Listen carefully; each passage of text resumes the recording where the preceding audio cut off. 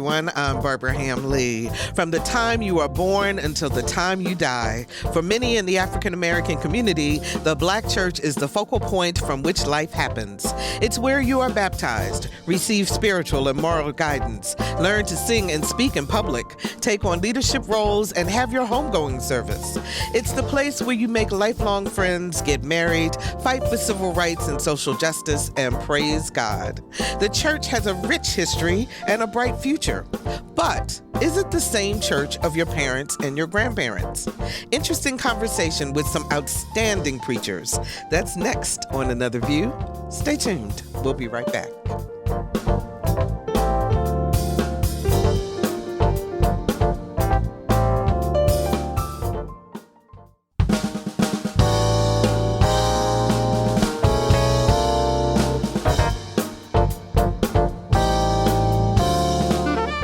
Discussing today's topics from an African American perspective, this is Another View.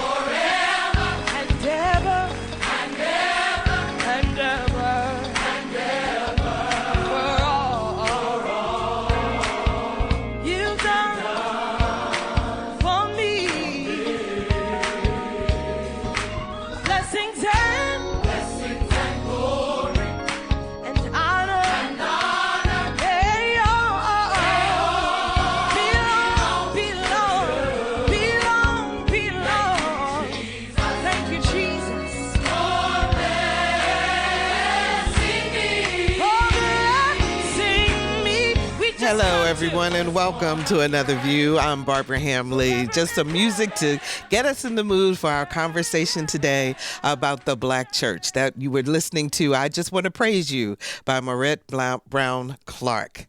So Dr. Henry Louis Gates has done it again, using his storytelling acumen to bring us the story of the Black church in America. It's a multi-part series that will air on our sister station, WHRO TV 15, beginning Tuesday, February the 16th. It's called The Black Church. This is our story. This is our song. So today on Another View, we've decided to take our own look at the Black church through the experiences and expertise of three outstanding spiritual leaders in our area. Please welcome Bishop Kim Brown of Mount Lebanon Baptist Church, affectionately known as the Mount. How are you, Bishop? I'm doing well. Thank you so much for the opportunity to share with these great giants today. Oh, thank you, and we really appreciate you being with us. Dr. Antipas Harris, he is president and dean of Jake's Divinity School, associate pastor at the Potter's House, and author of Is Christianity the White Man's Religion? How you doing, and welcome back, Dr. Harris. Thank you so much for having me, Barbara. It's such an honor to be here again. And I just love talking with you, so we're going to have a great time. And new to our show, but we are really happy to have him, Dr. Reginald Davis, president of the historic First Baptist Church, Williamsburg, one of the oldest Black churches in America. Dr. Davis, how are you?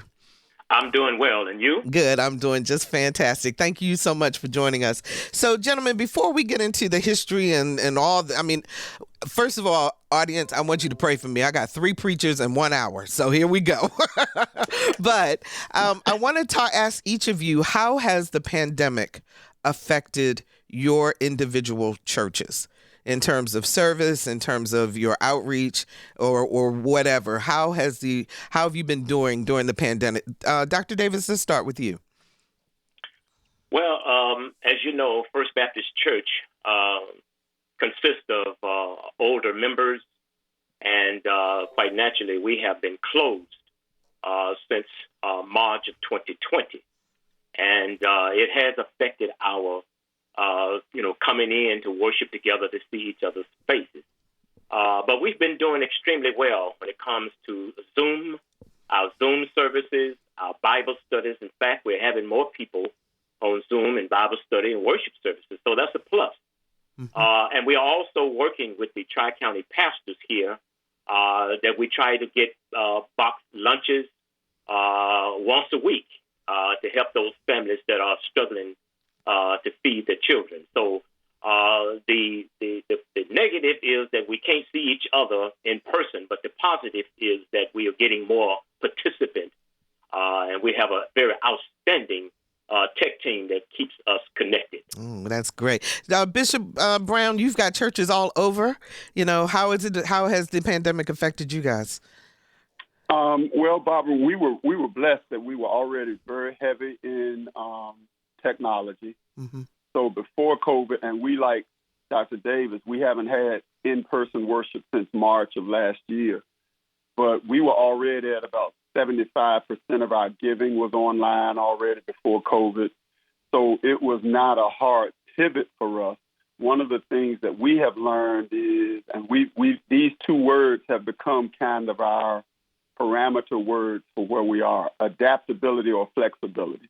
And so what we've decided as a church is we're not going to be flexible, we're going to be adaptable, because flexible implies that you'll bend for a season but then go back to doing what you used to do.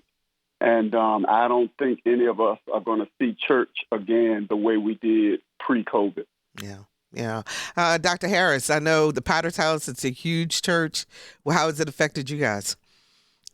Well, of course, the Potter's House has a strong online presence. We had already 70,000 e-church members.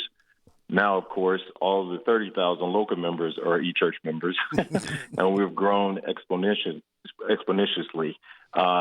More people around the world has been made smaller during COVID, so there has been an opportunity for expanded ministry. But I also want to say that because of Jake's Divinity School has now become secured online as an online school, it is, of course, opened up opportunities for us to enroll more students from different places in the world. That's great. And then personally, I still have strong ties in Norfolk with the Urban Renewal Center. And we have been working very closely with the First Presbyterian Church. And throughout the entire winter, we are hosting Nest and really working on the homeless project. As you know, I see myself as a bridge between the church, the community, and the academy. So I'm enjoying myself being able to have tentacles in the church, in the community, working with the homeless, and also leading Jake's Divinity School. But just for the local part, the Urban Renewal Center is really expanding our efforts to try to support and bear witness in the public square. And Nest, for those who don't know, is a housing, overnight housing for homeless, correct? Can you explain a little bit about? That is correct. Okay. Yes, traditionally it goes from one church to the next throughout the winter months. But because of COVID, some of the partners were not able to open up their churches for Nest. So the First Presbyterian Church decided to open up for 6 weeks. And then after we were knee deep into it, the Urban Renewal Center met with the church, and we together decided to host it the entire winter. And then the other churches in the community are bringing their volunteers and leading at certain segments of the winter. And the URC has an opportunity to be part of that and facilitating. Okay. So, Dr. Davis, Henry Louis Gates is going in his documentary. It's 4 hours over 2 nights, and he is tracing the 400-year history of the Black church. But the historic First Baptist in Williamsburg has an incredible history, being formed in 1776, the same year that this country was formed, by Blacks, for Blacks. Give me the elevator speech of the history of the church. Well, you just said that it was established in 1776, the same year as our Declaration of Independence. First Baptist has been a resilient church, determined that we were going to be relevant, determined that we were going to have a church. And it's just that, as you know, in those days, we had to worship in the brush harbors by the name of Mr. Cole, a white gentleman who heard the African people and their worship and their praise of God. And he offered them a carriage house. And after offering them that carriage house to get them out of the elements, they went in there and then they became the African Baptist Church. But over time, they became the First Baptist Church. And so we've had great pastors to lead the church. Moses was the first pastor. Then we had Gowan Pamphlet, who was persecuted because he wanted to keep First Baptist as a church. He wanted to make First Baptist relevant. And so therefore, in the 1800s, we became part of the Dover Association, given relevance to who we were as a people. And so over time, we have been a church in the community. We've had some notable people to come through First Baptist. Even during the Civil War, we've had, I think, one of the deacons to go and speak before Congress to talk about the injustices that still remain during that time, especially during the Reconstruction. So First Baptist over the years has really been a church that's trying to make sure that we are visible and that we are relevant, and to show the nation that we've been part of this democracy, we've been part of this history in America, and to push that Black history is not a separate history, that Black history is American history, even though we've been marginalized and all those things that happen. But we're still pushing that we've been part of this American history. So I want to play a little clip from the documentary to give us a little bit more of the historical perspective. And then on the other side, gentlemen, I want to bring us to the present and talk about some of your thoughts about things that are happening in the church today. So let's take a listen. Christianity and slavery were long intertwined.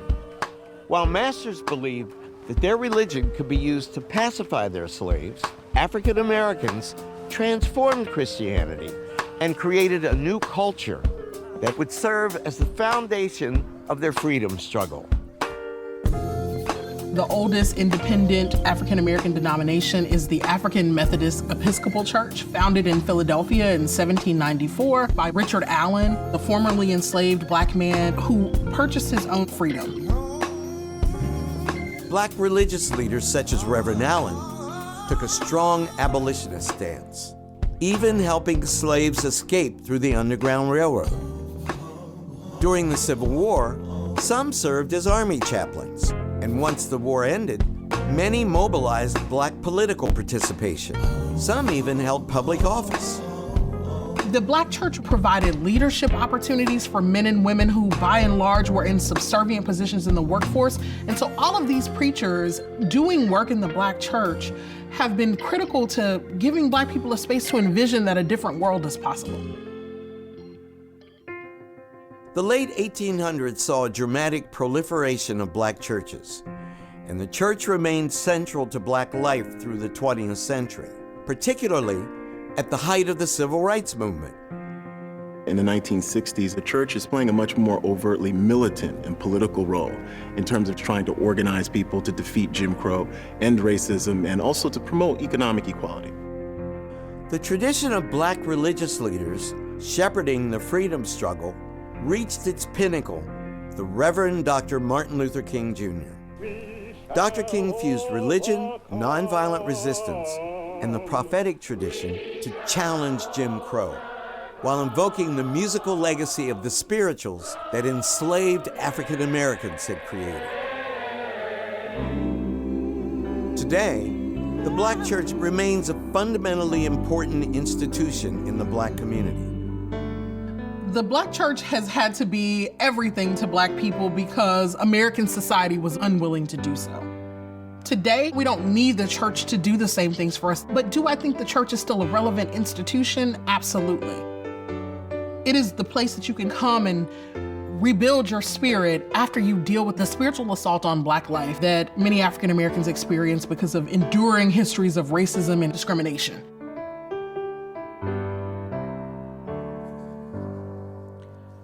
So, Bishop Brown, is the church of our grandparents and our parents, or has it changed?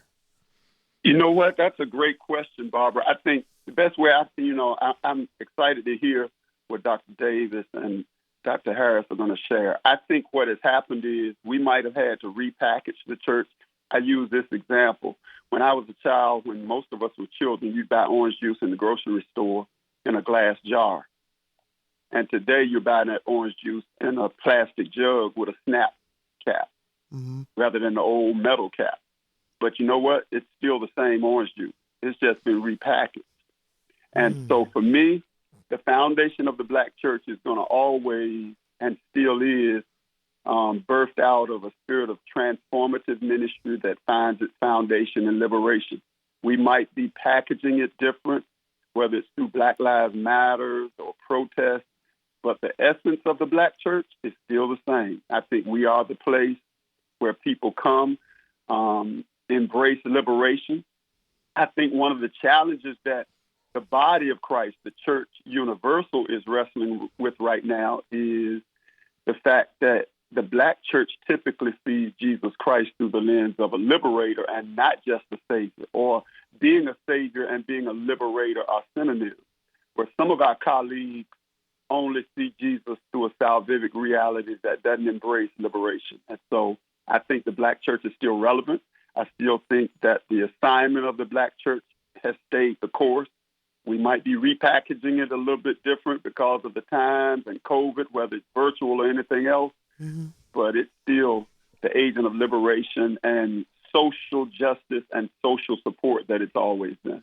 So, Dr. Harris, do young people, millennials in particular, do they get that, that whole history of the civil rights aspect of the church as we move forward today? Are they connecting that with the church, or are they looking at more secular ways to fight for the civil rights? A great question, Barbara. I think that this generation absolutely does not get that. More and more, this generation is seeing itself as more spiritual and more aspirational for an integrated society than the Black church. I think that if we really take a deeper look at the history of the Black church, it started in slavery, seeking space for worship, and of course, as Henry Louis Gates, professor at Harvard, is trying to express, it became the locus for a lot of opportunity for the Black community. But if you look at Martin Luther King Jr., who stood in the Black church, but sought for what he termed the beloved community. And the beloved community was not a move back to an exclusive Black church, but rather a forward-thinking prophetic call to a more of an integrated church. I think part of the challenge is that in effort to maintain a historical connection, we oftentimes cling to methods that are anachronistic, and we must preserve the legacy but seek new vision and new methods. And what I mean by that is that if we move forward thinking that we need a so-called Black church, we do in the way that it was in the past, we ghettoize ourselves for the future. And the Black community outside of the church, say Black Lives Matter, as Bishop Brown mentioned, Black Lives Matter did not start as a church movement, very, very different than the civil rights movement that started in Alabama as a church movement in 1955. But this started on the streets, and it was not led by church people. In fact, many church people fight it because they didn't understand it. And others, of course, joined in. But the point I'm making is that we're living through a great revolution. And Martin Luther King Jr. preached a sermon, where he said, "Don't sleep through the great revolution." And the title of the sermon was "Remaining Awake Through the Great Revolution." And I really think that we have to really think deeply about what does it mean to preserve a legacy, but be forward-thinking and more integrated in our society, looking for the beloved community. So, Dr. Davis, I know in your church you were stating before that you have an older congregation. Is it a struggle for you all to get younger people more engaged? And how do any of you, I'll start with you, Dr. Davis, but the whole idea of people saying, I'm spiritual, but I'm not religious, so therefore I don't need to go to church. I don't need the church in the sense of the way that the Black community needed the church in the past. Right. Even when young people say that they are spiritual, they still have to live within a social political context. They still have to realize that those contexts will impact their lives. the issue with young people is that I think that there are more things that compete for their time. As when we were coming up, church was our everything. We would go to church 2 or 3 times, a Sunday, sometimes 3 times on Sunday, because we couldn't go anywhere else. There were not enough venues for us to go in to do other things with. But now, young people have other venues that they can go into that attracts their attention. And the more technology becomes relevant, the more I think that they will be looking in other places. So I don't think that they've really been rooted enough to understand the socioeconomic context in which they were born in. So what we have to try to do is connect with them. I do agree with Dr. Harris and Bishop that the church still is the same, but the church has gone through twists and turns. But we have to make sure that the foundation of the Black church doesn't lose the roots in which it was birthed. And the same problems that generations ago had, we're still struggling with those problems today. So we have to make sure that the Black church still addresses those problems of racism, problems of police brutality, inequality. All of those things must continue to be addressed, continue to be attacked. Now, until we are strong, I tell people all the time that the only thing I see the Black church is that we went through a period in which we did have desegregation. And a lot of our people were able to move in those spaces that they couldn't go in before. And that means that it kind of weakened the Black community some, because a lot of the professional Blacks moved out to areas where they could not be seen in the Black community. So those areas created a void, and those voids got filled up with other things that did not serve our communities well. And so, again, I think that wherever we go, we still must make sure that we connect with future generations. We must use technology to reach our people, but still tell the story, still attack those things that generations ago used to attack. We wouldn't have to attack them now if they were corrected. And I keep telling people that we've gone through a change, but we have not accomplished a correction. Every correction is a change, but not every change is a correction. And so until we correct the social and economic structures of inequality and racism, regardless of where our young people go, they still going to have to deal with those fundamental structures. 440-2665 or 1-800-940-2240 are the numbers to call to join our conversation. We're talking about the Black church with some outstanding folks to give us some perspective. My guests today are Bishop Kim Brown of Mount Lebanon Baptist Church, affectionately known as the Mount, Dr. Antipas Harris, President Dean Jake's Divinity School and Associate Pastor at the Potter's House and author of Is Christianity the White Man's Religion? And Dr. Reginald Davis, pastor of the historic First Baptist Church, Williamsburg, which is one of the oldest Black churches in America. I found an article by Eddie Glaude. For those who may not know, he is a professor of religion and the chair of the Center of African American Studies at Princeton. And he wrote this article in 2012. And the headline is, "The Black Church is Dead." And I want to read one paragraph from his article here. He says, "The death of the Black church, as we have known it, occasions an opportunity to breathe new life into what it means to be Black and Christian. Black churches and preachers must find their prophetic voices in this momentous present. And in doing so, Black churches will rise again and insist that we all assert ourselves on the national stage, not as sycophants to a glorious past, but as witnesses to the ongoing revelation of God's love in the here and now as we work on behalf of those who suffer most." I wonder your reaction to that, Bishop. You would start with me, Bob. Well, obviously, I can't speak for anybody else, but I just take difference with the statement and the argument. Obviously, if the black church was dead, there wouldn't be 3 African American pastors up here. And secondly, maybe what he's trying to articulate is that there is a responsibility of the black church to be honest in evaluating itself and its effectiveness in the next dispensation of time. But we just a few weeks ago saw people take a cross to the Capitol steps with signs talking about Jesus saves. And I would counter argue that statement by saying that what God is really doing right now is reforming or reviving the black church. That we still got the same assignments that they had. We're still as marginalized now as we were in the 60s.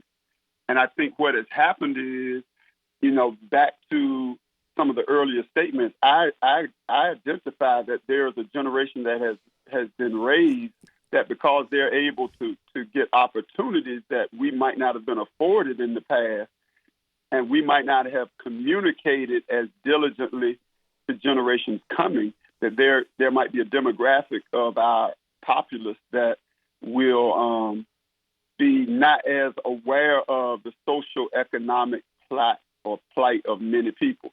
But I can tell you right now that in the city I am in, we're feeding children every day. We're feeding seniors every day. Why? Because the system structure, for instance, when we went to virtual school, we didn't realize how many children needed a free lunch every day, not because of just their social economic reality, but because they weren't getting fed at home. So that was the only healthy meal they were getting every day. So when we gave them virtual instruction, the bigger need was they were missing their lunch. Mm-hmm. And so, or watch this, when the school system decided they would provide the lunch, no one stopped to think about the fact that a large percentage of these children lived in homes where parents didn't have transportation. So although the school was still providing the lunch, they couldn't get to the school without a school bus. So we had to start feeding them. The black church is very much alive. I think it's being redefined. It's being forced to redefine itself, but the need for it, and that is not a racial statement. I want to make sure we understand. That's not an ethnically insensitive statement. It has always been, the black church has always been a safe haven for everybody. You don't see just black people marching with Dr. Martin Luther King. I'm proud of the fact that at our church, our staff is diverse. We don't have just an all African-American staff. But the reality is, to say that the black church is dead is just not a congruent statement with the realities of our day. Okay. What about you, Dr. Harris? What are your thoughts with what Eddie Glaude says? Well, if I understand Glaude, he's speaking of the original mission of the black church. And the mission of the AME Church in 1794 is very different than the mission that King had in 1955. But both the continuity is they were both. It was a continuum of the black church. The mission in 1794 was to carve out space for people who were excluded in worship, to develop, to build sort of a community in a society that rejected them. And then around 1900s, just after the Reconstruction, early Jim Crow, it was building opportunity, being a political agency. We're looking at W.E.B. Du Bois talking about the Negro Church, as he called it, and talking about the double consciousness. We look at, sort of the development in the early 1900s. But by the time we got to 1955, King's mission was transforming society, not building a community for marginalized people. He had a dream that one day we would be together and not ghettoized in society. And I think after King, much of the black church celebrated the church that King was in, where maybe more, I don't want to put a value judgment on that, but not as much as I would like to see an emphasis on society. So what I see my role and participation is as an African-American man coming out of the legacy of the black church and all of its beauty and its history, that we have to look at the horizons and ask the question, what is the future of the black church? And part of that has to do with participation in the larger society, and not limiting our discussion to what King's era had to deal with. Go ahead. So I hear you all, and there are three different tenets, I guess I would say, that people talk about within the Black church. So you're talking about social gospel, prosperity gospel, and Black liberation. And so some of it is social, and correct me if I'm wrong, Antipas, but isn't social gospel the whole idea of people, of what Dr. King said, of everybody coming together? Am I correct in that? He was drawn upon Rauschenbusch's understanding of social gospel and putting it within the context of the civil rights struggles. Mm-hmm. And part of what he was after is a gospel that moves beyond interior affirmation and moving toward a more liberated society for all people to live in harmony together. And what I'm saying is that if you look at the Black Lives Matter movement, the reason why it really is taking the shape that it has taken is because more than Black people in the Black churches were actually involved in it. Mm-hmm. But it's a diverse movement. In fact, the Jake's Divinity School had a conversation with Ambassador Andrew Young, in which he said, you got to be careful not to alienate while you're trying to preserve a legacy, not to alienate, because if you're really going to bring transformation in society, 13% of the population can't do it by itself. You need at least 60%. And African Americans are only 13% of this population, but it takes up a lot of conversation because we're a significant part in American development. But we got to be able to reach beyond our community to include others to be part of the mission. And when we do, that's got to be the mission. That's a very different mission than 1794. And so what I think Glaude is saying is that whatever the Black church was has significantly died, and by necessity. And when something dies, like a seed dies, it gives an opportunity to rebirth into something else. It doesn't lose its legacy and integrity, but it does redirect its mission. And King talked about this beloved community. It was a fantastic concept. And this beloved community involves people who don't just worship together, but learn how to live together in an integrated society. And so much so that, people join together and there is a melting together of a new identity. And I think the mission of the Black church needs to focus more on that, because that's really what Black Lives Matter was about. And that's why so many people are jumping on board with it. Dr. Davis, I see you shaking your head. Go ahead. Yeah, I agree with that. And what I hear Dr. Harris is saying is that we need to have interdependence. But you first got to have independence before you can work toward interdependence. And basically what I hear, and, I wrote a book called The Black Church, Relevant or Irrelevant in the 21st Century. Okay. Because what I'm trying to point out is that we still, as a people, we still oppress. And the only way we're going to have that beloved community, we got to be a community of power. We got to be able to control our resources and be in control of our destiny like other ethnic groups. So when other people come to the table, we need to also come to the table with power. Again, integration. And what I have argued in my book is that Black America really did not go through true integration. We went through assimilation. And when I say assimilation is that when you have true integration, you have two co-equal powers coming together, co-equal powers. Well, we were not co-equal with the power structure. So what happened is that when we desegregated and when we so-called had this integration, we lost a lot of us in our community. We lost our Black businesses. We lost Black hotels, Black this and Black that, to become more integrated. So again, when you don't have co-equal power, and the only thing I'm saying, I agree with Dr. King's beloved community, but I don't want to have a beloved community where my community is still at the bottom of the social and economic structure. I want to have a community where we're equal in power, where we're equal in resources, where we can control our own destiny and not dependent on somebody else telling us which direction to go. So again, we got to get there, but we're not there yet.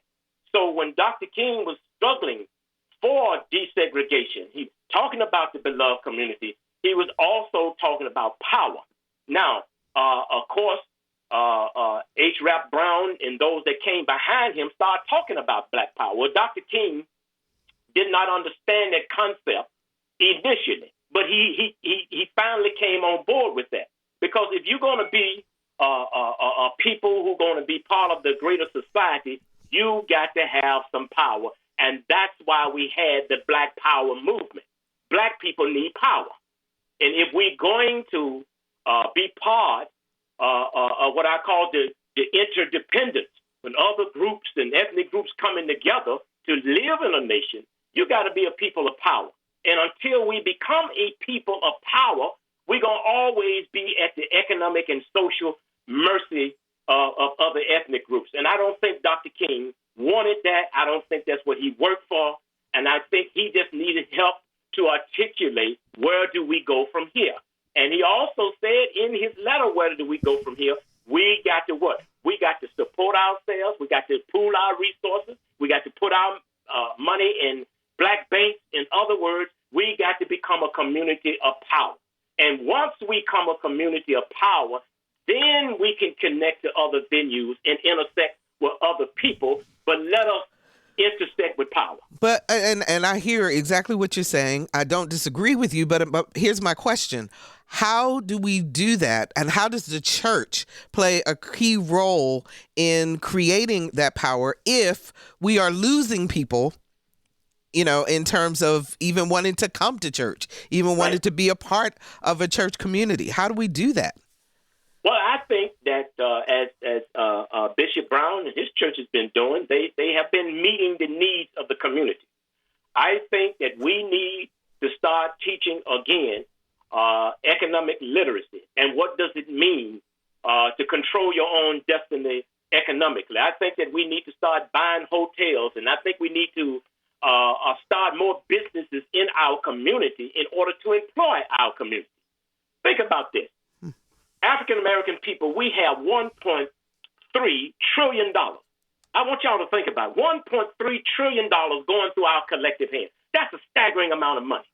$1.3 trillion going through our collective hands. So think if we could just pool those resources together and build institutions and employ our own people, then that's where I see that we are becoming a community of power. America respects power.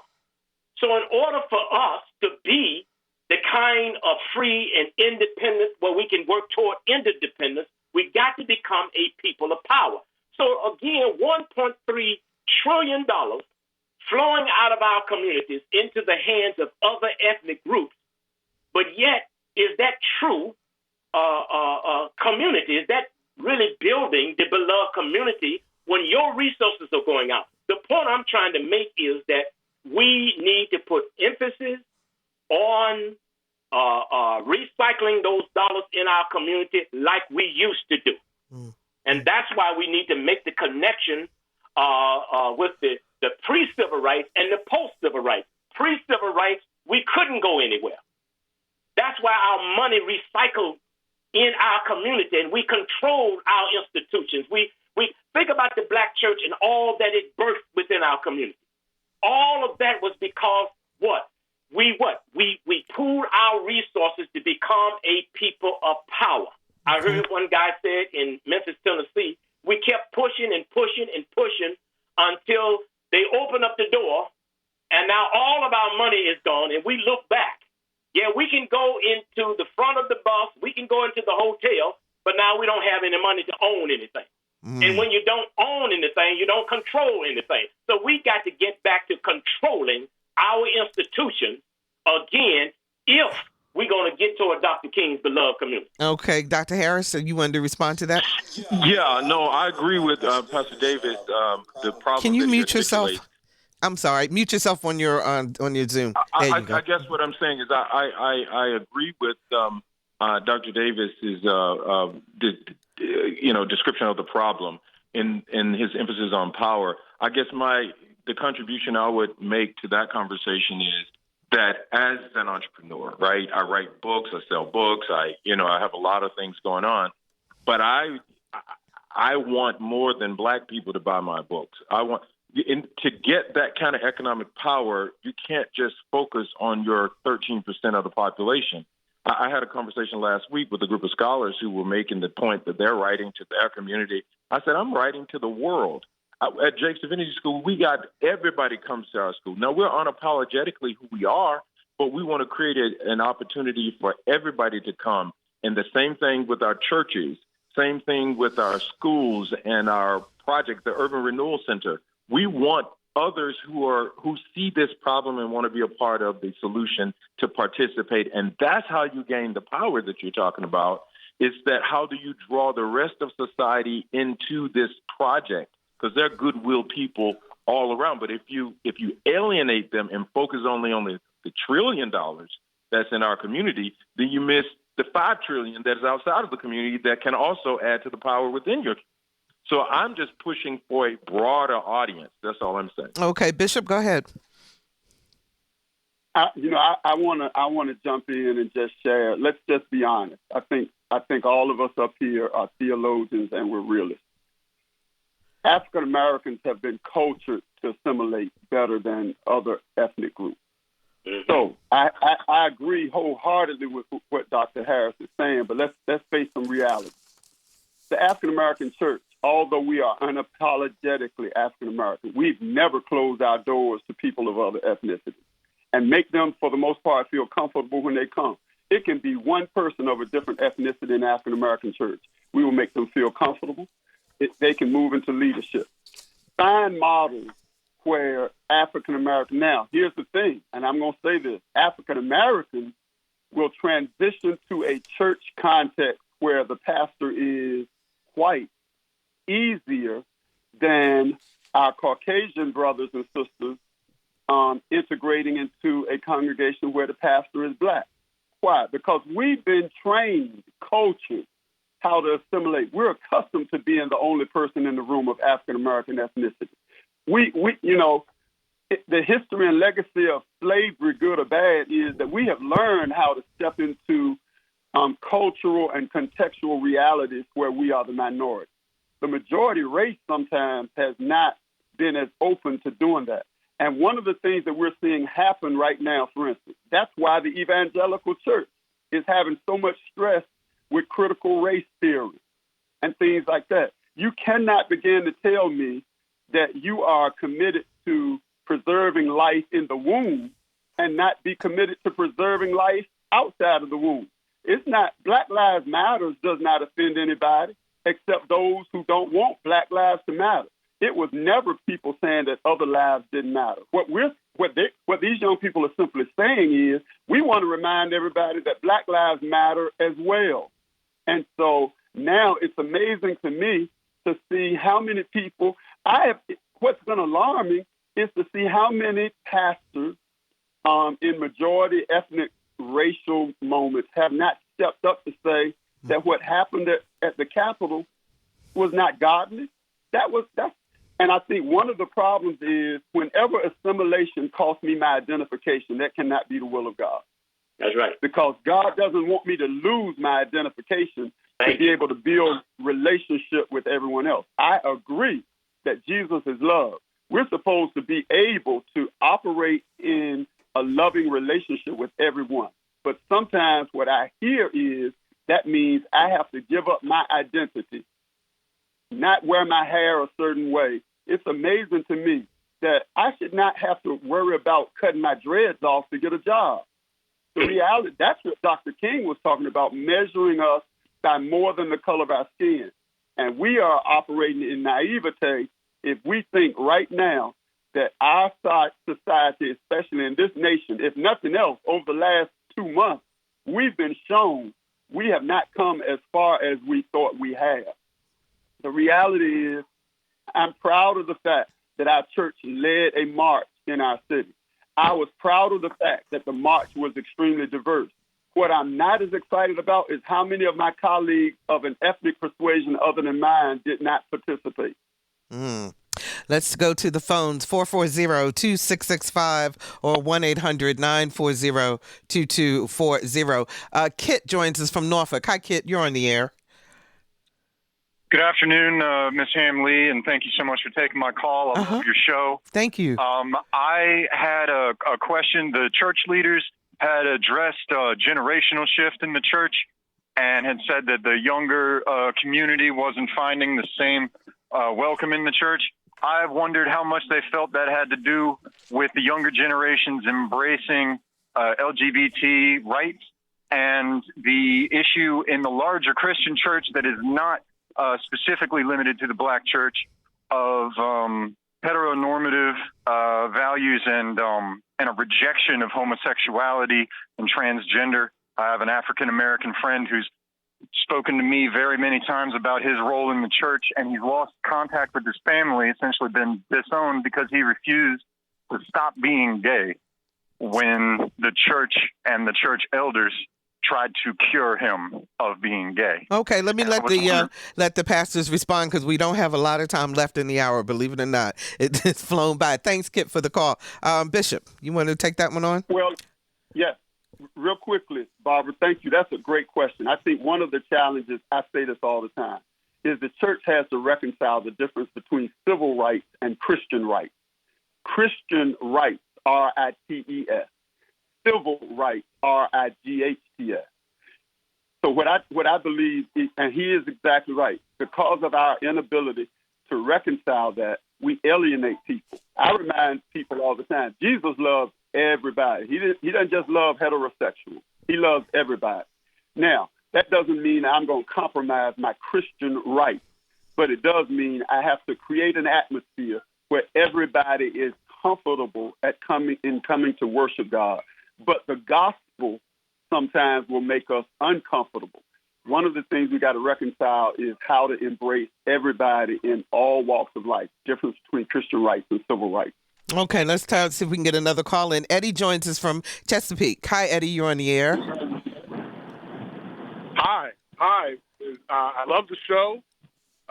Thank you. My comment was I fear that the issue with blacks in America and the church is the fact that the younger generation just doesn't believe. I listened to the commentary how the gentleman interchangeably used the word God and Jesus synonymously. However, I think the younger generation, my generation, we feel that the church is dead. The blacks and Christianity, in my opinion, go back to chattel slavery. It was something that was forced on us, and how we still have this notion that we need to believe in, a white supremacy figurehead. I believe that the Black church starts at home. It baffles me how the gentleman tried to differentiate Christian rights and civil rights or what have you. God is love, and that's that. I don't care if God has some issue with the way people feel, then that's a constant example that Jesus is not perfect. So okay. That very all right, Eddie, we're almost out of time, and I want to give the pastors a chance to respond to you. Okay, thanks for the call. I appreciate that. Dr. Harris, you want to respond to Eddie's comments?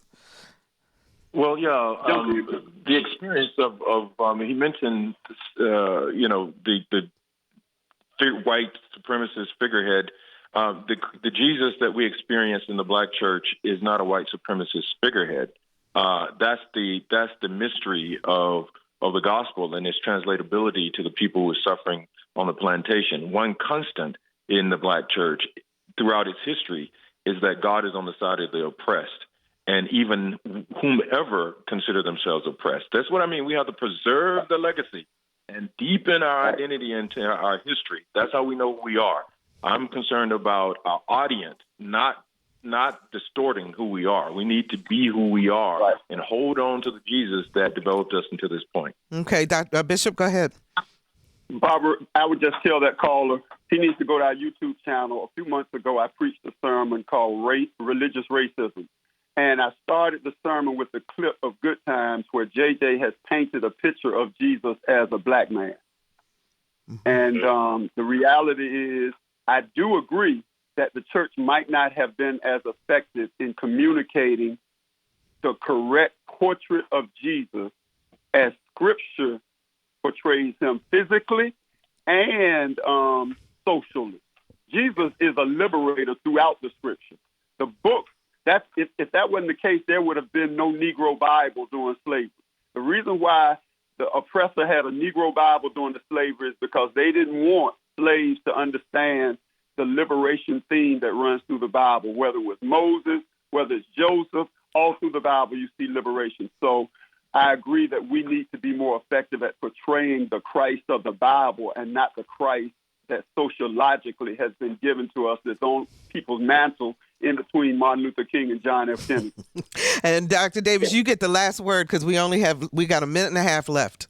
All right, very quickly, I just want to say that I agree that Christ came to liberate us, not for us to do what we want and fulfill our own fleshly desires. I just don't try to tease out homosexuality. There's a list that the Bible talks about. Homosexuality, adultery, fornication, all of those things are fleshly things.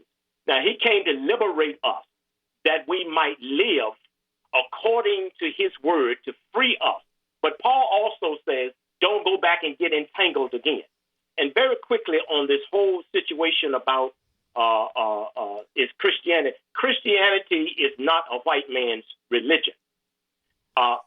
Just like the bishop said, we were not taught true Christianity. What we were taught was Americanity or whiteanity, but we were not taught true Christianity. If we had true Christianity, we would not have had slavery, we would not have oppression, we would not have all of the things in this nation. So again, we were taught a religion, the sedatives of the gospel by our oppressors to keep us oppressed. So again, the Black church needs to do a better job in teaching. My people are destroyed for a lack of knowledge. Okay. Carter G. Woodson talks about the miseducation of the Negro, which means the misreligion of the Negro. So until we go back and look at the historical places where all of these events happen in the Bible, we're going to keep on advancing of Christianity. Even Frederick Douglass talked about the Christianity of this land and the Christianity of Christ. I see. Yes, you're out of time. Thank you so much, Dr. Davis. Dr. Antipas Harris, Bishop Kim Brown, and Dr. Reginald Davis, thank you so much for joining us today. I really appreciate it. We could talk about this for hours, but we must move on because we are almost out of time. Now, if you'd like to continue the conversation and hear more, this Sunday, February the 7th at 1 p.m.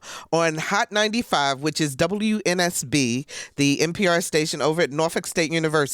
The show State of the Water will hosted by Dr. Eric LaVille, and you know him as a favorite here on Another View. He will be interviewing Pastor Chris Carter, and they will continue the conversation. You can hear that at 91.9 FM Sunday, February the 7th.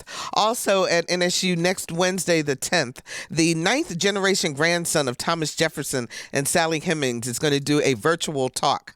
Go to nsu.edu/Black History Month to find out more.